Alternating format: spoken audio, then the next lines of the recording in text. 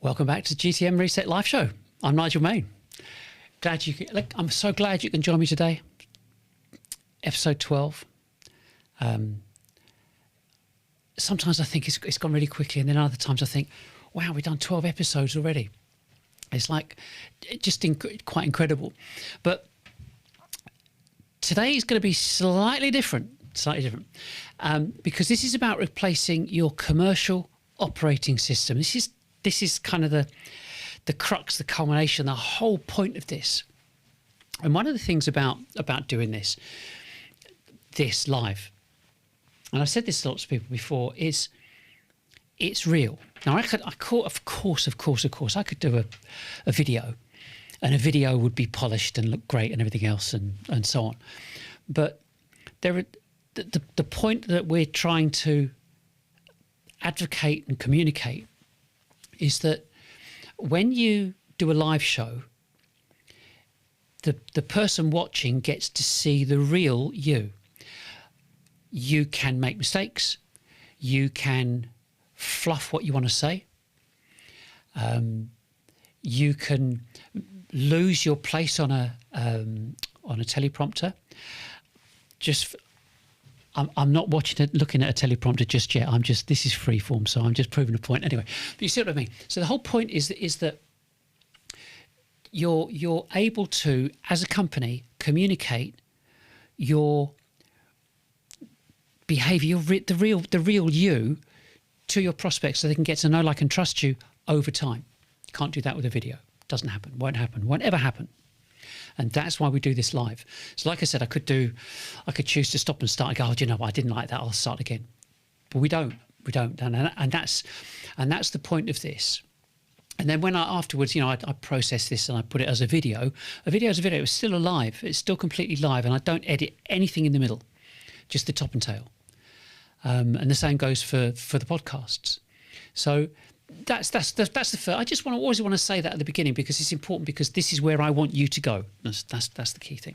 So it's about commercial operating, kind of replacing your existing commercial operating system. And up to this, I suppose, up to this point, every episode has kind of made an argument that we've looked at why B2B pipeline's broken, or why the tools aren't working, or why quota attainment is falling while the SaaS spend keeps rising. We've shown what the data says and what the alternative looks like. And what I want to do today is I want to show you and talk about what we've actually built, not the concept, not the strategy, but the actual infrastructure. And then I'm going to read you something that's actually taken me a very, very long time to write, and it's our manifesto. And it really is the clearest, most direct thing I've ever put into words, really, about why B2B go-to-market is structurally broken and what replaces it. I don't know, so take me about 10, 15 minutes to say, but I want you to stay with me on that, because it's really, really important. Because you'll either disagree with everything, probably won't, or you'll recognise exactly what I'm describing in your own business. Because at the end of the day, this is what we're all here to do, the best we can to ensure that our businesses are successful and so on. But before I get onto the manifesto, I want to tell you what we've done, because it changes the nature of everything that follows. And it's I don't know the best way. It's difficult to describe, but just go back. But what I can do is show you that. So over the past few weeks, we completed something pretty significant. And this diagram, I'm saying, basically represents the structure of what I think will be for businesses to come for the future. That's it. I can't imagine it being anything other than that. And this is where it's all heading. So it's not about new software. It's actually about joining the dots and understanding what's available out there. So the kind of the nub, the pinnacle of this is that we installed a full retrieval, Augmented Generation System. RAG. A RAG installation.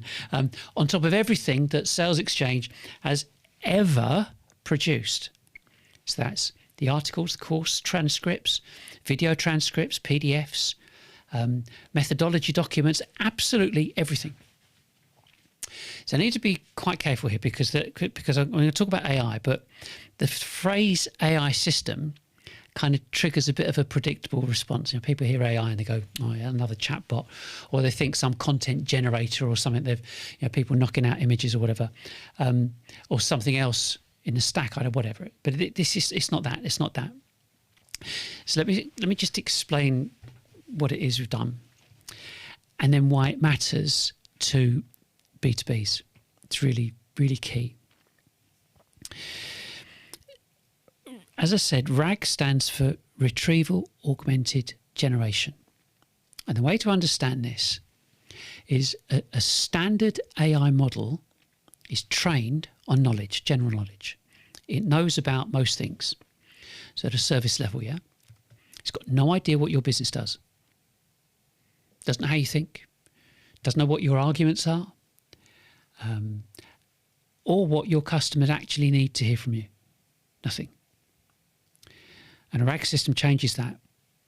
So you take your own content, your articles, transcripts, documents, your IP, and you structure that so that when the AI is asked a question, it retrieves the relevant material from your knowledge base first, and then generates a response grounded in what you've written. So it's not making things up. It's drawing on your established thinking and your accumulated expertise. So the difference between a generic AI and a RAG-enabled AI is the difference between, I don't know, like a temp who started this morning and a colleague who's read every single document your company has ever produced. It's not a metaphor. It's a functional description of what we've now got running right now. So you could say, well, if you think about it as how a traditional librarian works, yeah. So you ask a question, they go to the shelves, find a relevant book, they open them, read them, locate the relevant passages, and then bring the information back to you. And that process takes time because the knowledge is stored in a form that requires sequential retrieval. One book, one page, one passage at a time. So now, if you imagine that all of those books are all open, I mean every page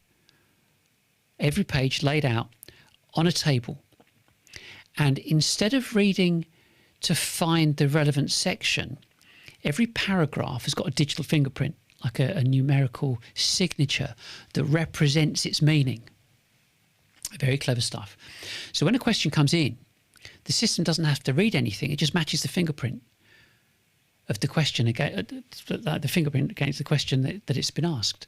And we've got, on our system, we've got 4,590 chunks of content. And it finds the closest match in milliseconds and hands it to the AI that's asking the question. And some of it's kind of a bit over my head, but this is what vector embedding is all about. And we use Google, which is Vertex AI Vector Search. And that's what it does. And that's why retrieval is now instant and not sequential. So you go, okay, well, it's great. So at the end of the day, the AI is not guessing from general training. It's reading from your document. So your articles, or rather our articles, our course, videos, documents, and it generates these responses grounded in what I've written over the past a lot of years. And in terms of what I've written over the past lot of years, I'm going to tell you what we've loaded into the system. So the total content corpus, or the complete body of work, I can give you some accurate figures now, is 1.67 million words across 708 documents. And that breaks down the sources from the salesXchange articles and web content, the accumulated output of years of B2B methodology and writing, our course transcripts across 170 lessons of the CPD program. I'll come to that in a bit. Video transcripts from our full salesXchange video library. Yeah, the PDF documents covering our strategic frameworks and white papers and so, and my book. I don't know if I wrote a book a while ago. So I wrote this book. It's set out like a dummy's book. So I'll show you the book, right? So there's the book. So there's the book. So I did this, I think 8, 9, 10 years ago, something like that, long time ago. But it's about B2B. So in this book, this book is. I keep looking over here because I can just make sure that I've got the right, press the right button to make sure the view is the right view. So this book, 60,000 words. Okay, so here are the last ones I've got left. Okay, but what we now have on our system is the equivalent of 28 of these. So if this is 4. If that represents 4, imagine 28, me holding up 28 of these. And as I said, there are 60,000 words in here which are set up and structured like a dummy's book. So the point is that that's now become our instant knowledge base. And I kind of unlike where we were a few weeks ago, this isn't a partial index now. This is the work in progress. Everything. This is the entire body of work in there. Every article, every lesson, every video, transcript, every single document. And like I said, it's like this 4,500 chunks of data in different dimensions deployed on this Vertex AI in conjunction with, you have it on BigQuery and so on, which is that's the best way. So it's a massive database that within Google, and that's what's now queryable. I mean, 20 years ago, I couldn't have imagined saying this. I mean, standing here saying, actually, I built this. I built it on Python and Google Cloud, and what I'll tell you now what that kind of now makes possible. I'll come onto that in a minute, but to put this into a business context, a B2B business context, because this is what really, really, really matters. So every B2B company has a knowledge problem. So you've got people who know things. You employ people who know things. They know how to position your product, how to handle objections. They know the industry context. They know what questions your best customers ask before they even buy it. And they know what distinguishes your approach from your competitors. So you've got all these people that know stuff. Yeah, they know stuff about your company. And you like them and you employ them and you keep them because they help your company function. But that knowledge invariably lives in people's heads. Sometimes it kind of surfaces and comes, it finds its way into a sales deck, or someone writes it down in a proposal or whatever. But it's not structured, it's not searchable, it's not retrievable, and really critically, it's not scalable either. So when a person leaves, that knowledge leaves with them. So when you hire someone new, you're going to end up spending 3, 6, 9, 12 months transferring that knowledge kind of informally. And every piece of content your marketing team produces has to be briefed from scratch, or it's generic, or it's both, or whatever, And this is what most companies actually call. Most companies call institutional knowledge, and it's one of the most undervalued business assets any business can ever have. And so a RAG system changes the economics of that entirely. So you take you take the IP that your business has built, articles, presentations, course material, proposals, case studies, even recorded information and recorded conversations, and you structure it for AI retrieval. you know, what you get is a knowledge base that any authorized user can query, and any AI powered process in your business can actually draw from it. I mean, it's like mind blowing stuff. And for the salespeople out there, let's go through this in the sales bit. Feature attribute, FAB, feature attribute benefit. What it is, what it does, what it means. So what it means is that it's a private AI that knows everything about your company, what you've ever written, what you've said, what you've taught, documented. It's not a generic chatbot. It's not a tool trained on the internet or anything. It's a knowledge system built exclusively from your own IP, and it's queryable in seconds. So that's what it is. I mean, what it does is when you ask it a question about your methodology, market, positioning, product, whatever, it retrieves the most relevant material from your entire content estate. I mean, it's just everything. And generates a response that's grounded in how you write, in what you've actually written. Doesn't make things up, doesn't hallucinate. So it draws from your articles, your courses, content, transcripts, documents. Everything now is anchored in your own thinking. It also powers every AI-assisted process for us in the salesXchange operating system. So when the system generates content, prepares a sales brief or pulls context for a proposal or prospect conversation, it's drawing from this index. So not generic AI. So what does it mean? Well, for you, it means that your company's accumulated knowledge, the expertise built over the years, the arguments refined through thousands of client conversations, the frameworks that work, is now queryable. You know, your new employees, your new hires can access it on day one. Your content team's output is actually grounded in it, and your sales teams, they prepare from it. And the companies that structure their IP this way will now have the best way to put it is a compounding advantage over the businesses that don't. Every piece of content they produce reinforces that index. Every new document makes the system smarter. The knowledge base grows, and yes, it's spectacular that knowledge base grows with the business rather than it leaking out of the business. I mean, it's a business brain, could call it that. So then we'll kind of put another layer on this, because the landscape has shifted. I mean, we've seen it shift. So, you know, everyone's hearing like Agentic AI and AI agents and MCP, the Model Context Protocol. So here's what that kind of is going to mean in plain language for all of this. Until quite recently, AI was a Q&A tool. Yeah, it's just a question answer. You ask it something, it gives you a response. Interaction ended. Each conversation was isolated. That was it.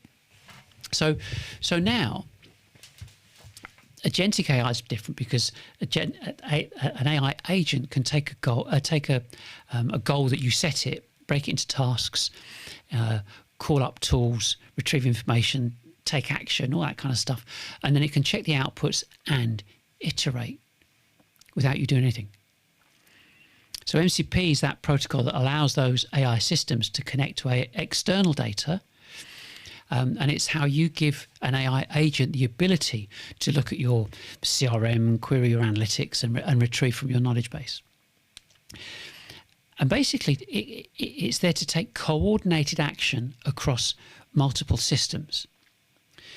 So what that means for B2B go-to-market is pretty significant, because the tasks that required a team of people, doing research, content production, prospect qualification, proposal generation, meeting prep, can now be orchestrated by agents that can draw from your structured knowledge base and act across all your connected systems. And I'm sure I'm so convincing, but a bit of kind of more validation, if you want to call it that.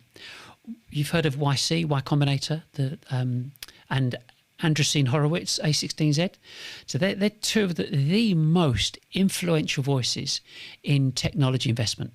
And they're both saying the same thing. Agentic AI is the next major shift for businesses. Not in 5 years now, right now. And Tom Blomfield at YC has documented point for point how the architecture that we've built for our salesXchange OS mirrors what he describes as the self-improving company. So A16Z are funding entire categories around this. So the institutional money is moving because the results are already showing up. You've got to think about it. So we've got to wait for this to mature at all. I mean, we've got it. We've done it. The data infrastructure we've described today, like the 1.67 million words of structured IP, total business-wide telemetry in BigQuery. And that's blended with Google Search Console and Google Analytics and the performance data. We've got email campaign analytics, LinkedIn, reach, engagement and reaction data. I mean, that's not just a knowledge base. That's an input layer for a closed loop go-to-market system. You have to think about it. If you look at this, that says what it is. You can see it. So you've got the different component parts that we have within the OS. And it's closed loop. It's self-learning.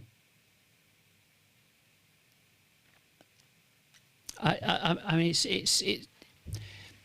it's what every business has ever wanted. I mean, it's bad enough trying to get employees to do things. Imagine you don't have to ask again. It's just does it. So I mean, so we're building our own content scheduling and performance platform. You know, we use other people's, and everything that we've got, everything that we've talked about is all operational. But we can see flaws in it. But to make it closed loop changes everything. Because it's not the done thing, is it? People have not been building around closed loop systems. And so if you're looking at the posts that are written, published, analysed and rewritten based on what actually performs. You know, we haven't got any kind of third-party tools, no dependency on anything, or some other platforms that, you know, hoping that their API is going to work or not work, as we've recently found out. Yeah, I mean, just the whole thing. Our whole infrastructure is built on all of our own data. So, like emails, for example. Get emails drafted from real market signals. So what's resonating? What's the data saying that buyers are engaging with right now? You have to think about this. So you've got a situation. So you've been sending out emails, and you're not happy with the results. So at the moment, you just go, we'll do another one. We'll do some more, but I'll forget it. It's just not working. And then you do it this way. So you get the AI to understand what the market's saying and doing, and crafts an email accordingly and sends it out.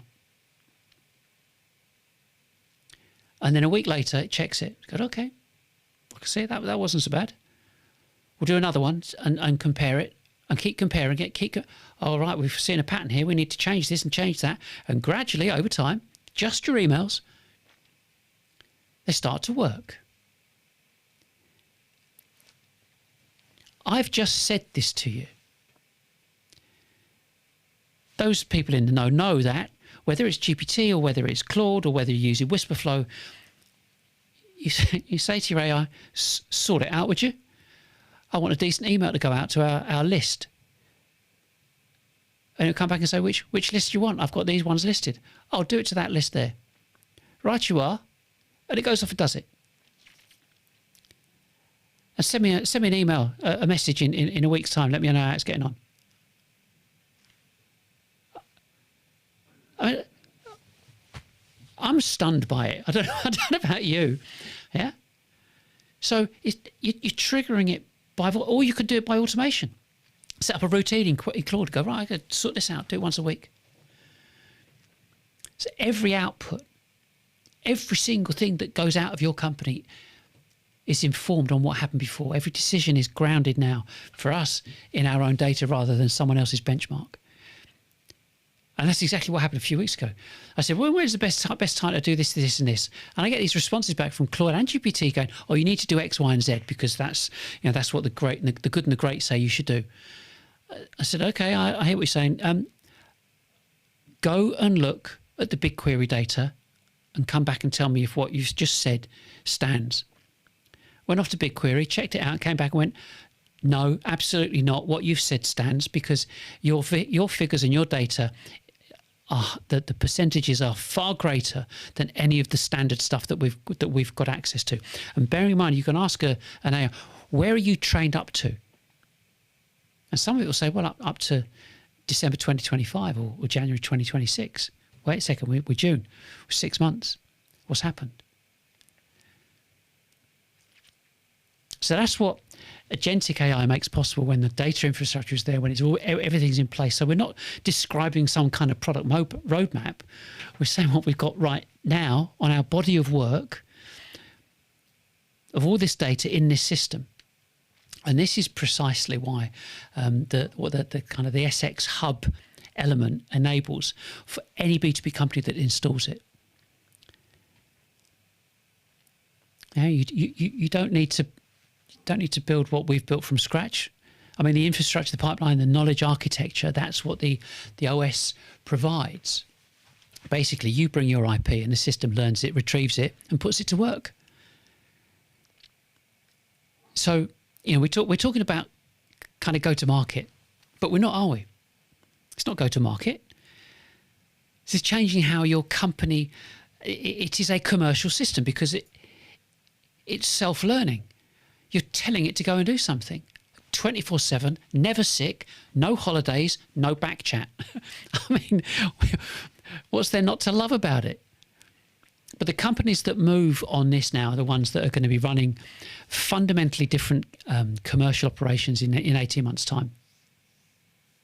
And the ones that don't, they'll be competing against the ones with the same tools, same headcount, same costs, and wondering why that gap keeps even widening even more. I mean, if you think about it, it's not complicated, but we're going to come on to that in the manifesto.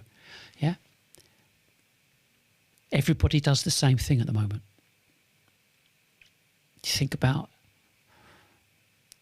that as I go into this next kind of phase, which is about the manifesto. So what I'm going to read is basically this case that I've been building for 40 odd years in B2B sales and marketing. It doesn't hedge, yeah. It's going to name the failure directly, right? And it presents the data and it says clearly what the alternative is. So it'll be about 10 minutes, I think. Depends how fast I talk, but it's about 10 minutes. And it covers 7 specific movements, if that makes sense.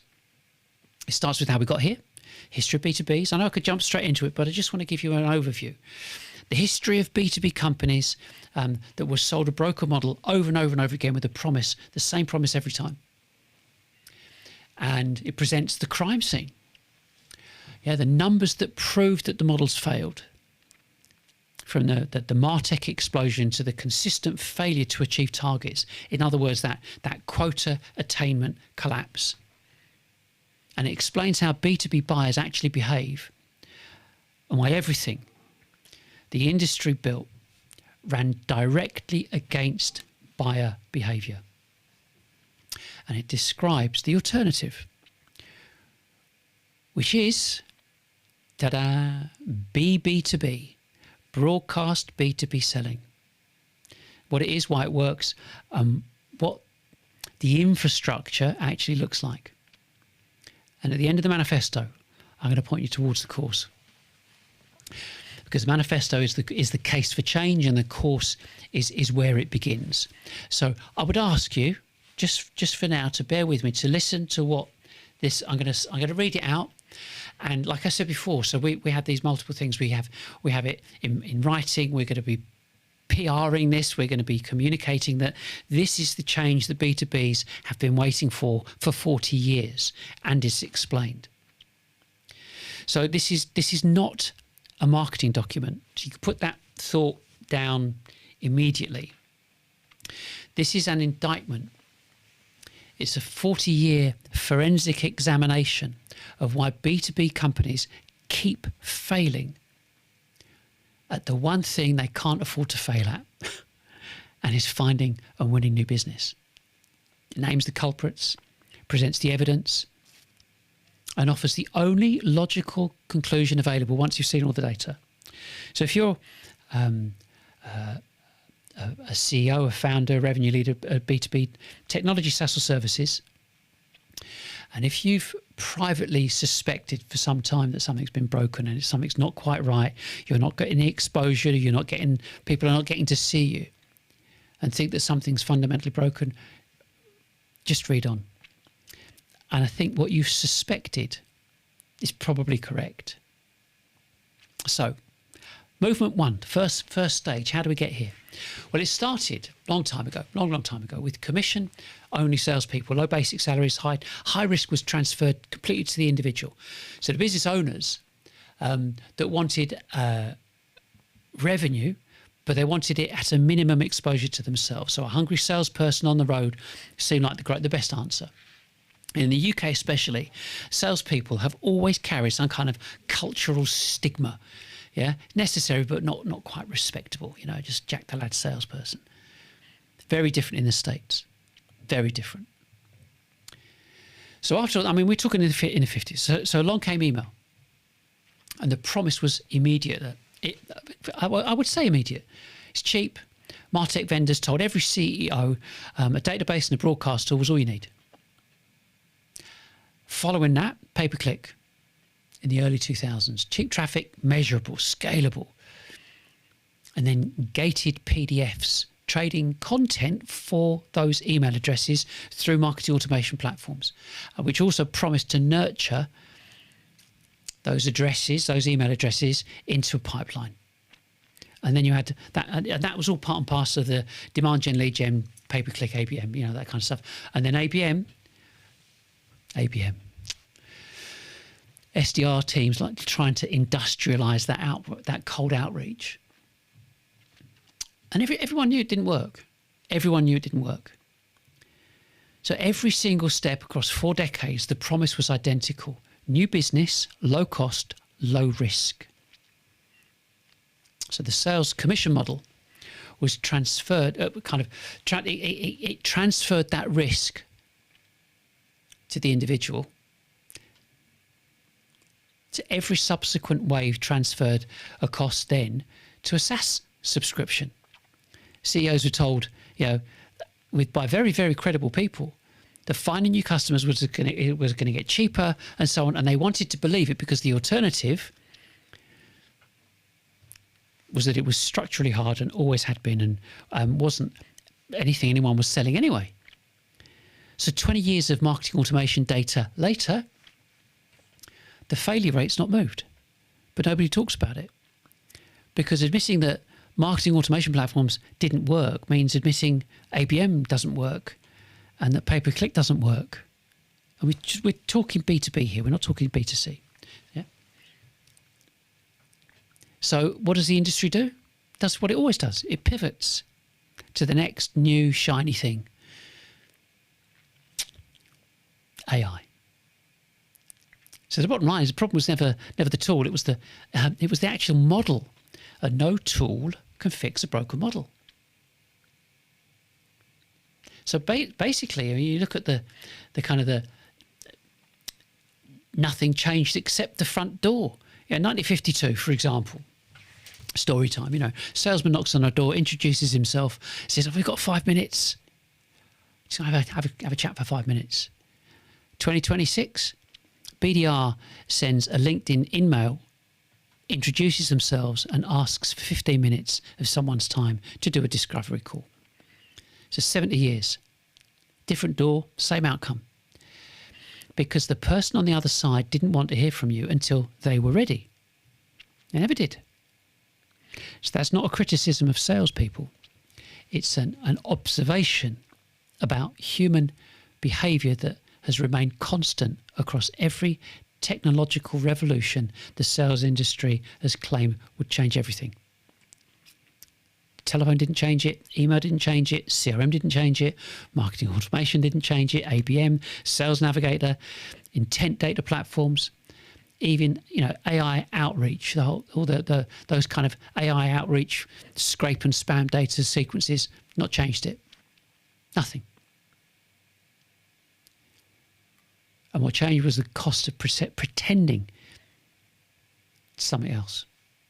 In 2026, B2B companies collectively spend billions of pounds every year on an operating model designed around the same assumption that buyers will identify themselves before they're ready, fill in forms before they've finished their research, answer cold calls before they've decided they've got a problem, and respond to outreach from vendors they don't yet know or trust. They don't. They never have. And the data proving it has been sitting in plain sight for over a decade. So you could say the data, the crime scene. Let's look at and examine what 40 years of B2B sales observation combined with a decade of systematic research shows. So in 2011, Scott Brinker published his first marketing technology landscape, big infographic, 150 products. Wow. It's only 2011. By 2024, there were 14,106. By 25, 15,384. So statistics are statistics. That's a 9,304% increase in 14 years. And the line that got written was, "This is the largest peacetime accumulation of commercial software the world has ever seen, concentrated entirely in a single business function, marketing." Okay, so what did the pipeline do during the same period? You're not going to like this. It went backwards. In 2024, 70% of reps, of salespeople, missed their quota, missed their targets. The average quota attainment across B2B organizations fell to 43%, down from 53% in 2020. In 2025, 42% of B2B companies missed their growth targets entirely. And that's up from 32% the year before. More tools, more spend, worse results. It's quite shocking. So it's not a coincidence. But it is actually a structural consequence. Get tongue-tied there. A structural consequence. And if you look at the, people like Vendor and so on, but the cost no one seems to audit, like Xylo, in 2025, the SaaS Management Index put the average cost of SaaS at something like $4,830 per employee. So apply that to your own business. I mean, there's lots of different sizes of businesses talking to us, so we have to pick a size. So go for a 50-person B2B company. It's spending about 190 grand annually on SaaS. Before anyone's done any work, a 250-person company is getting onto for $1 million. And Xylo's data shows that 53% of those licenses go unused within 30 days of purchase. The average company's got something like 275 SaaS applications, different applications. The average marketing technology stack alone sits at about 27 tools, with the top 10% running 10% of companies with 91 different tools. The average CMO uses about 42% of MarTech capability that they've purchased. That's 42% now. That's down from 58% in 2020. They're buying more, but using less of it and achieving less with it. And this is tough. This bit's tough. The average tenure of a CMO is 18 months. And the last statistics needs a moment of stillness, really. And stillness or sadness, both, I think. 18 months. So when it kicks off, take someone new on. 3 months to understand how the business works. 12 months to implement their new plan. 3 months to explain why it didn't work before being replaced by someone else who's got to literally repeat the cycle. So boards of directors, if you think about it, have become expert at firing CMOs. But unfortunately, they've not yet become expert at questioning the model the CMOs were hired to execute. That's the and this is where it becomes quite uncomfortable. B2B business owners who want strategic guidance turn quite reasonably to the respected names. So Gartner, Forrester, Sirius Decisions. These organisations produce the research that shapes go-to-market investment decisions across every technology sector in the world. Those same organisations receive substantial fees from MarTech vendors who want to appear on their quadrants and in their reports. Gartner tells B2B CEOs to invest in marketing technology. Gartner's own research simultaneously confirms that 83% of B2B buyers conduct their research digitally before engaging with a salesperson. And 75% of them want to remain completely anonymous while doing so, while doing that. And you don't have to look far. How do you actually buy? And then ask your marketing team, what do they think? So you ask yourself, think about how you buy, how you speak to people, how you engage and connect with people, and then ask what they do. Demand gen, lead gen, AB and pay-per-click, followed up by a bit of telesales. So the technology that Gartner actually recommends is just to capture those buyers before they're ready. But the buyers refuse to be captured. Gartner knows this is true. The cycle continues. Check out Brent Adamson's, I just thought of this. If you check out Brent Adamson's last article that he wrote when he worked for Gartner, and it was published on Harvard Business Review. I'm sure it was Harvard. There's actually a copy of it on our website. If you read that, he says, actually, people want to read self-serve, self-educate, remain anonymous, and calculate the ROI before they even speak to someone. He wrote it, got it published, and then left and set up his own. He'd been there 25 years, left and set up his own consultancy. Go figure. So it's not a conspiracy, but it's just a system that's optimizing for its own continuation. Why not? Caveat emptor, buyer beware. But they're not doing it for your revenue. So you look at how buyers actually behave. Somewhere along the line, the B2B industry accepted a deeply convenient fiction, and that is that buyers behave like consumers. They don't, they do not, and they never have. So when a consumer buys trainers, they respond to brand advertising and follow social trends, make an emotional, personal decision from their own discretionary income. Feedback loops fast, consequences of a bad decision are pretty small. When a CEO evaluates new technology platform or something like that for their business, the dynamic's different. They're spending the company's money, not their own. They're accountable to a board of shareholders, teams. The decision might take months or years.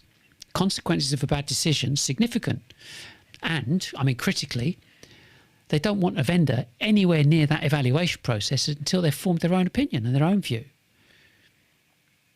Our own course material says specifically 86% of prospects self-serve. so that they can remain anonymous until they're ready to buy. And they won't speak to a salesperson until they're ready. And that can take up to 5 years. And that's in line, you know, with you look at the pyramid where you've got mission, strategy, tactics, and planning, and so on. If mission's 10, strategy's 5, tactics are 3, and planning is your ops. So, you know, that looking at 5 years of anonymous education, 5 years of reading, comparing, evaluating, watching and listening before a conversation even starts. LinkedIn, their own research confirms that 75% of B2B buyers want to remain anonymous throughout that buying process.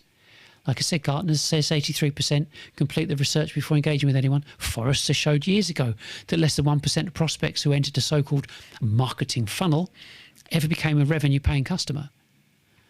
And now marketers, they don't call it the funnel. Well, they do. They call it the dark funnel because no one knows what they're doing. Because marketers don't know what people are saying or doing.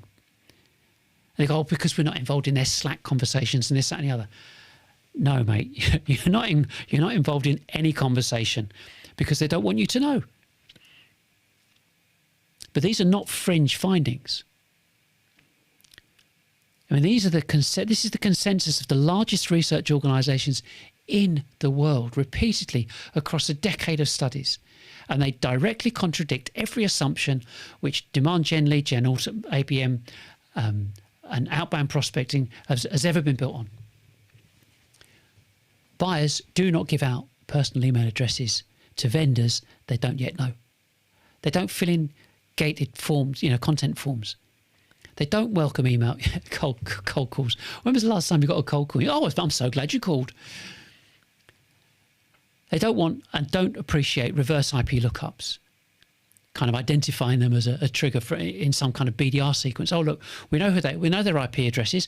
Steam into Sales Navigator, or rather their whether it's Cognism or Candy or Lead Forensics.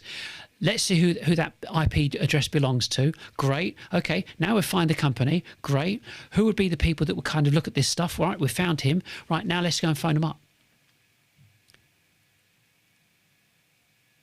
Hello. You're still on our website. Can we sell to you? You put the phone down. Well, mind you, you wouldn't even answer it because your gatekeeper would stop it. And even when you are forced to do something because you really want to find some information out, and you get a phone call 2 minutes later, and someone who's watching this knows exactly what I'm talking about. But that's the point. That's what happened. You know, make an inquiry, send us some information. Oh, you were on our website. It's like, so what? Businesses want to learn in their own time, their own pace, without pressure.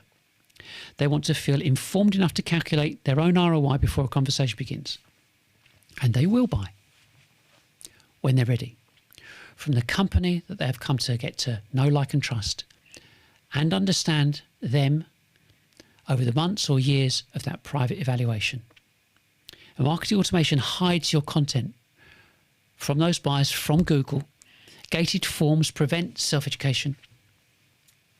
And cold calling, pet hate, interrupts a process that's not even started, if it even will.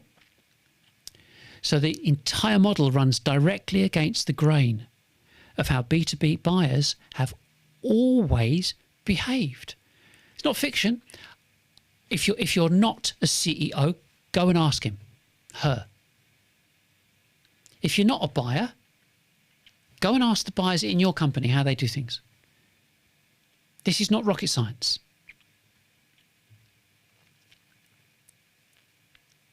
So, given everything that I've said, there is only one logical response, and that is to stop chasing buyers before they're ready.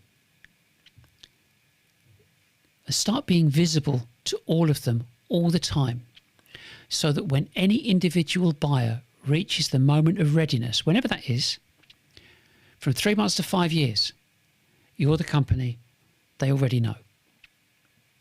It's not a passive strategy. It's an infrastructure strategy, and it requires discipline, consistency, and a complete reorganization of how the B2B company thinks about the relationship between sales, marketing, and time. Yeah? The core principle is simple. You cannot scale a business through one-to-one relationships. You can't cold call your way out of sustainable growth. You can't build a relationship personally with every potential buyer in your total addressable market. It's impossible. But you can broadcast to all of them simultaneously every week with the content that educates, builds trust, and positions your company as the authority in your space. This is a live show moment. I've got an itchy nose. This, my friends, is broadcast B2B selling. B2B. So it's not broadcast in that kind of passive sense of spray and pray that's been abused by all those marketers of pay-per-click campaigns, but broadcast in the kind of the original powerful sense that you can occupy a channel, you produce a regular program, you build an audience that chooses to return to you because of what your offer genuinely is, and it's useful. And you let that audience self-select when they're ready to become customers. And the weekly live show is kind of the spine of the model, like this. It's not because live streaming's a trend, but because it's the only mechanism that allows a B2B company to simultaneously reach potential buyer, every potential buyer in its market, deliver genuine educational value, maintain complete anonymity for the viewer, and create accumulating familiarity that precedes trust. A viewer that's watched your show for 6 months knows who you are, understands what you do, has evaluated whether you can help them, and has done all of this without you spending a penny trying to find them.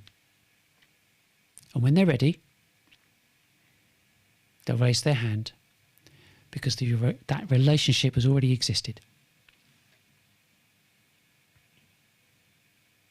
You kind of have to think about this. I mean, this isn't theory. salesXchange, what we've been doing, we've been running this model live for 3 months. 3 months, okay. So, according to Claude, it's 34,388 LinkedIn impressions. We're talking B2B here. We're not talking consumer related or influencer related. We've got our emails, 19,000 emails to a verified database. An average of 48% open rate. You think, oh, okay, fair enough. Double the B2B industry benchmark.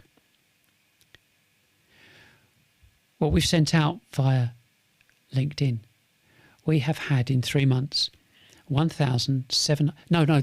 I've did on my information here. It says 1,761. It's wrong. It's 1,776 verified PDF downloads of ungated content. Think about that. How many downloads did you have on your platform, whether you're using Marketo, HubSpot, Eloqua, Pardot, whatever? How many downloads have you had in the past 3 months for your sales-related product or whatever product you sell?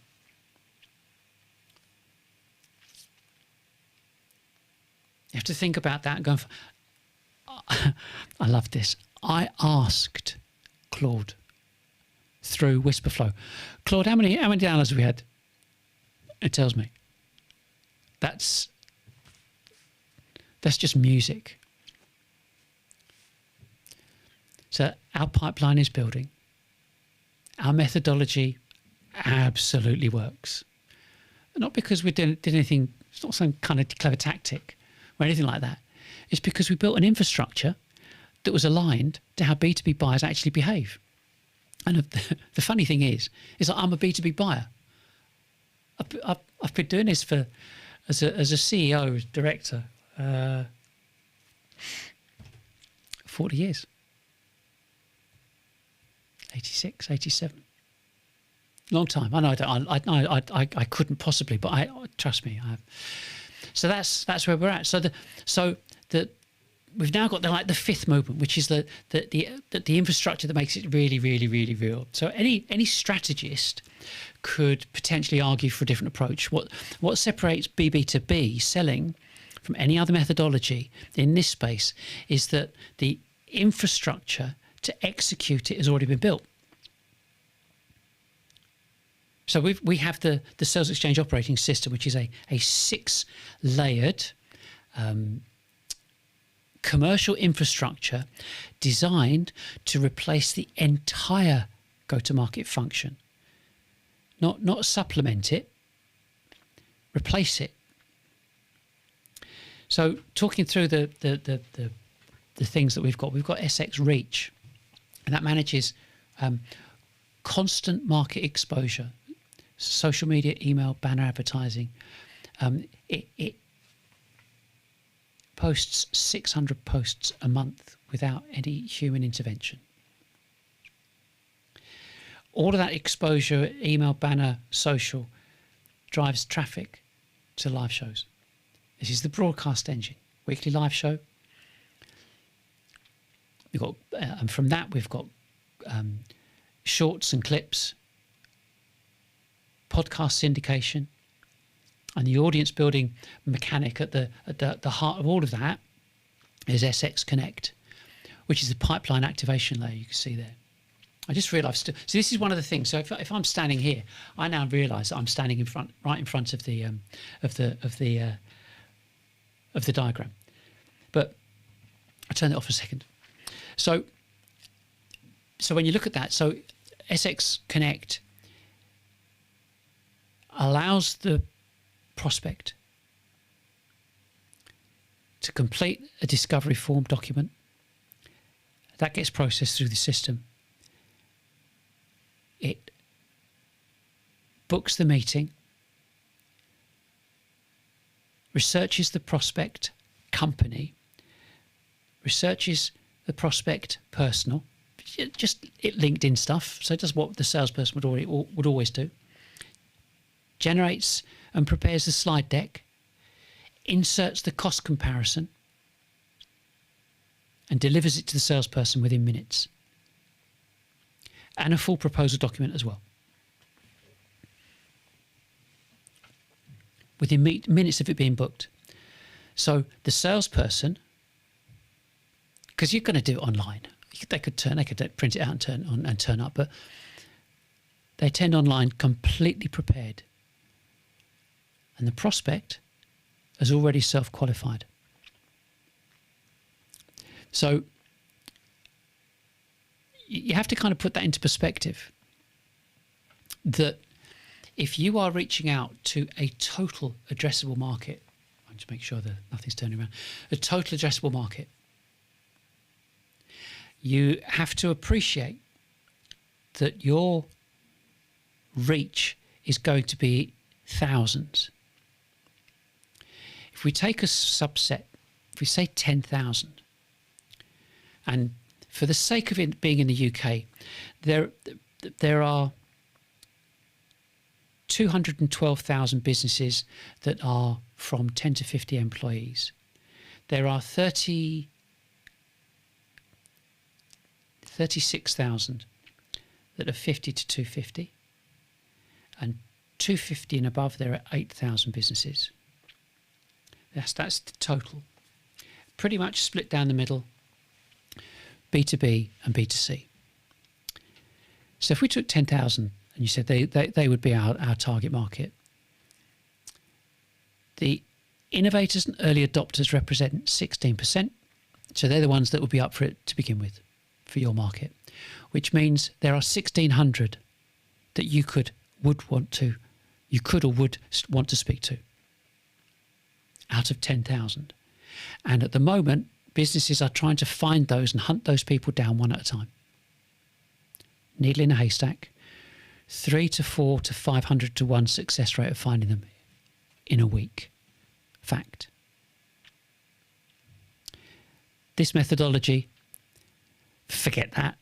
Broadcast to 10,000, invite 10,000 to come and watch it. Nailed. It's done. So after the SX Connect part, so you got SX. So you got, we're looking at the top. So we come back here. How do I do this? So we go. We've got reach, live. We've done the live show. Now we're down at the bottom. We're down at the bottom with Connect.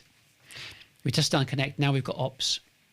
So if we look at Ops, this is what we called telemetry. So it's the commercial telemetry layer, tracking every interaction from anonymous social media engagement through to pipeline value and closed revenue right the way through, start to finish. Everything's measured, nothing's guessed. And then we've talked about before, which is Hub, the intelligence layer, which is a continuously growing proprietary knowledge base built from absolutely everything that's within your business. Articles, PDFs, published IP, structured data, everything. And RAG queryable at every layer of the system. And this is the tone of voice engine, you could say. So every piece of content the system produces draws from it. The more you add, the more coherent and authoritative. Everything that follows comes from that. And the infrastructure, the backbone of this, and if we go back to there, we're looking at this. It's a little bit smaller. Let me just put that on there. You can see that we've got this. We've got the infrastructure at the top here, which includes what we've got here. If I could just click on that, and you can see at the bottom the infrastructure. We've got Joomla, training, Notion, and our integration with our different scripts. So we've got 60, I think it's between 60 and 70 Python scripts altogether. The automation sequences, the content pipelines that keep the whole system up running without an army of people to operate it. And the crucial point really is the headcount comparison. I mean, for a conventional go-to-market model, you're looking at a 100-person B2B technology company. It's going to have 8, 9, 10, 12 people working in it, 28 plus tools, $3 to $4 grand per employee in license fees, costs, agency fees, production costs, and that kind of that CMO replacement process. So you're looking like $500,000 a year. Once you start looking at entire go-to-market teams, sales and customer success and marketing, but the OS could be operated by a handful of people. A couple of people on production, a couple of people on marketing engagement. The exposure works identical. I mean, regardless of company size. It's just the studio budget and the banner spend that scales with the revenue. That's it. But the infrastructure cost is fixed. And it's not subject to an annual price increase from 17 different SaaS vendors. And this is not a theoretical saving. This is the structural argument that every B2B CEO, whether it's 25 or 250 or 2,500 people, need to hear. This is really serious. And you kind of look at this, why is the timing never been better? Every go-to-market methodology that exists today was designed before the current AI era. Yeah? That makes sense? All of those are being retrofitted for AI. So whether it's spin selling, challenger sale, Medic, ABM, demand gen, all of them predate the AI infrastructure layer and are being, you could say, awkwardly adapted to include it. So B2B selling was architected alongside AI. Yeah, the intelligence layer, the content generation pipeline, the RAG-enabled knowledge base, the daily article production. These are not features added to a legacy model. They are the operating model. And this matters for two reasons that compound each other. The first is reach.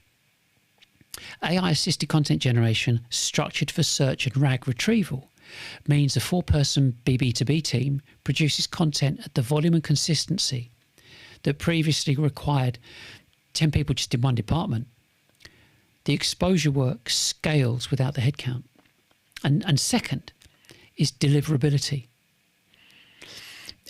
B2B buyers in 2026 are increasingly using AI assistants to research vendors before they even visit a website. Perplexity, ChatGPT search, Google AI overviews, they all draw on indexed, structured, opinionated content from verifiable expert sources, like generic MarTech content written to templates by rotating agencies, has got no author, no point of view, no depth of expertise. And so it won't survive in the AI research layer. Yeah. But content built on years or decades of B2B sales experience, grounded in live operational data written with a specific and defensible point of view, structured for RAG retrieval, is what gets cited. That's what gets found. And that's what builds your reputation. That makes a buyer, in 1, 2, 3 years into their anonymous evaluation, decide that you are the company that they want to speak to. You have to think about this. The window to establish this position is open. It won't remain open indefinitely. The B2B companies that claim the authoritative voice in their category through consistent expert AI native content in the next, 12 to 18 months will hold that position for a decade. There's your Rogers technology curve. The companies that continue retrofitting their broken MarTech stacks will watch their discoverability erode even further. So really, you've got two choices. The first really is to continue with the 275 apps, your SaaS stack at £3,800 a year per head, 53% which will go unused. Continue hiring CMOs every 18 months and watching them cycle through the same failing strategies, just new vocabulary. Continue funding BDR teams to make cold calls at a 3 to 500 to 1 success rate. Or you could continue gating your content behind those forms, of which 90% of B2B prospects refuse to fill in. And therefore continue watching 70% of your sales teams miss quota while your marketing department reports impressive marketing qualified lead numbers that never becomes revenue. The second choice, is to stop. Stop doing B2C marketing in a B2B world. Stop buying the argument that one more platform, one more integration, one more campaign will fix a structural problem that no amount of tooling can ever address. And relearn how B2B buyers actually behave. Understand the model. You have to understand. I can't say this strong enough. You have to understand the model that you were sold was designed for someone else's buyer, not yours. You've got to build an infrastructure that serves your market on their terms, at their pace, with genuine educational value, and then wait consistently and visibly for the buyers who are ready to find you.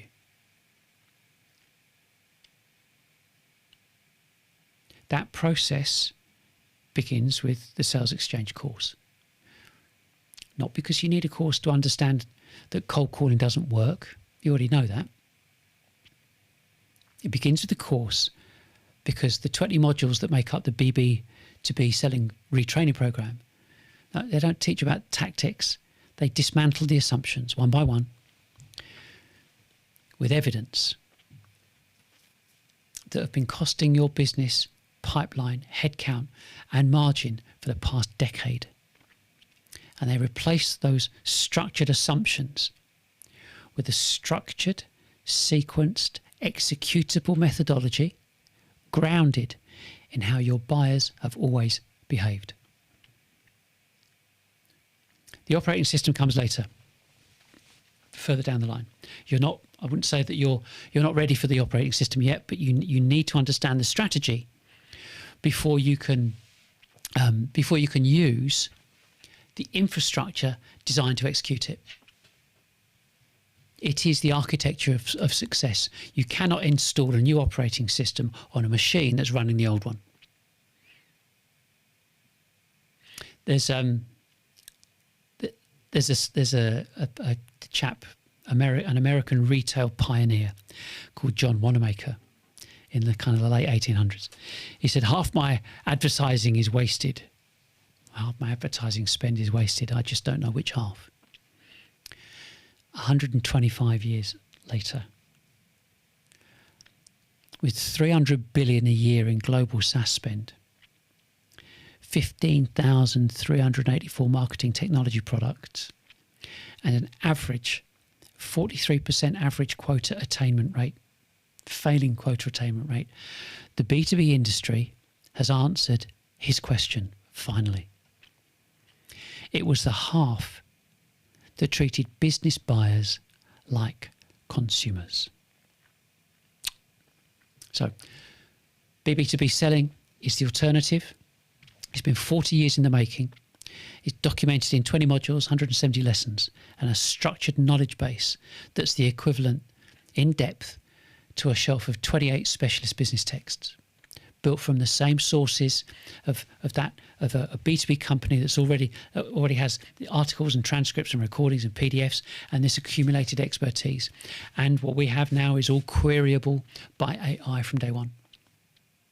It's running live. The data is in the system, our system. The door's open, but no one's going to knock on your door. And I think that's the most important thing about this, is that the important thing about the relationship between where we stand now in the course and the operating system is that the operating system is the infrastructure, and the course is the understanding required to use it properly. And the manifesto makes this point in its final section. You can't install a new operating system on a machine still running the old one. So if your team completes the course and changes how they think about GTM, why buyers behave the way they do, what constant exposure actually means, how to build an audience that self-selects, then the OS makes complete sense. Every module of the course is mirrored in a capability of the platform. So Reach is the constant exposure section, Live is live streaming, broadcasting infrastructure, SX Connect is the pipeline activation layer, SX Ops is the telemetry and measurement function, and Hub is the RAG-enabled intelligence layer we discussed earlier. Talked about. And the course teaches the methodology, and the OS executes it. They're designed together because I built them from the same kind of the 40 years of operational experience, and that's key. So before I sign off, I want to give you a sense of what's coming up next. We are building an additional, we're not quite decided how we're going to do, but we're building a new site, a new website in Framer. Now, Framer has an MCP, so we're going to be connecting connecting us to them. And the point of it is not just going to be cosmetic, because it's going to be built. It's going to be a live demonstration of the salesXchange operating system in operation. So every element of the site will be connected to the infrastructure that we've described today.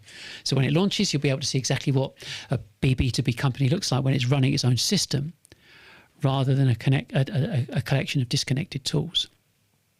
So that's what's coming up shortly, and I'll walk you through that on the show. We've also got the course. We've got some additions underway. But the point is that we cover Agentic, we cover MCP, voice AI in the actual in the documentation. So it's exactly the territory that we cover today, but structured as a course module that you take your team through. And then of course there's the data, how we're going to look at and see how that data evolves in terms of content performance and email analytics and LinkedIn reach. That's all sitting in BigQuery at the moment. And so we just want to let it run and just wait and see what it tells us in real time. And that's what makes it exciting. See what we're going to change, what it improves, what surprises us. I mean, we don't know. And that analysis is going to make for some very, very interesting episodes. So I'm definitely looking forward to that. So there's plenty to come. So join me next time. Next one, I'm going to take you through the course step by step. And I hope you found this show useful.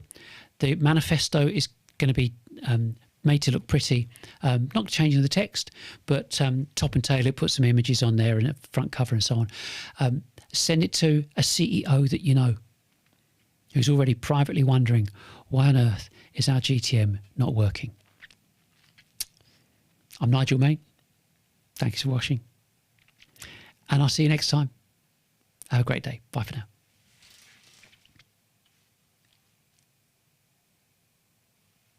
I'll press the button in a minute. Here we go. If this changed how you think about GTM, you're just getting started. Explore the full Revenue Reset series and join us live next week.